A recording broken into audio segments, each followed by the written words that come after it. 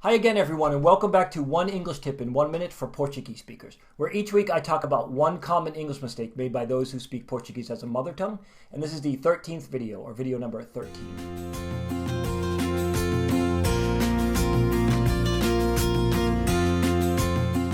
So for the 13th time, I totally admire that you are working to improve your English, and I hope you keep it up, and I hope you keep watching these videos, and if you haven't watched the past videos, I recommend that you go back and watch those.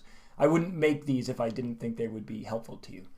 So in these videos, I show you a slide, and on the slide there are two sentences. One is the correct way a native English speaker would say it. The other is the wrong way that a native Portuguese speaker might say it, and your job is to decide which one is correct. So please do that now. Please read the sentences. Please listen to me read the sentences. Pause the video and think about your answer, and I will talk about the answer in the slide that follows this coming slide. Which is correct? She asked her brother if she could use her car, or she asked her brother if she could use his car. So again, pause the video. The correct answer is she asked her brother if she could use his car. So as it says here, Portuguese has one word for his and her, which agrees in gender to the thing possessed. But in English, we use his or her depending on who owns it. Her dress, his tie, etc.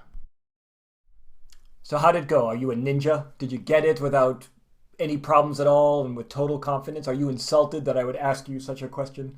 If so, then good for you. It just means you don't need to study this so much. But if you got it wrong, or if you took a wild guess and got it right, it means that you do have to study this a little bit.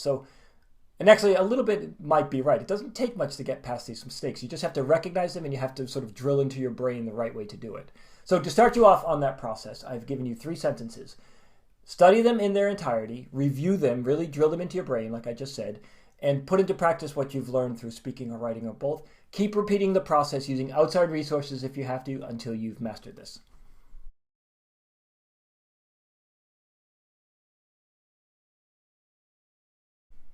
Okay, just a few final things. First, if you liked the video, I hope you will click on the thumbs up below. Second, I hope you will consider subscribing to my channel, as these videos come out every week like clockwork.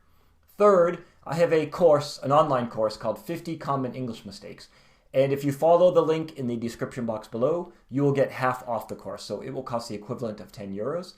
Next, I have a website that I'm continuously developing, so I hope you will pay that a visit. And I also have a Twitter feed, which is @EpicEnglishTips, so I hope you will follow me on Twitter. And finally, if there's anything that you want me to discuss, any problems or questions that you have, please write them in the comments below, and I will do my best to address them. Okay, that's it. Thanks for watching. See you next time.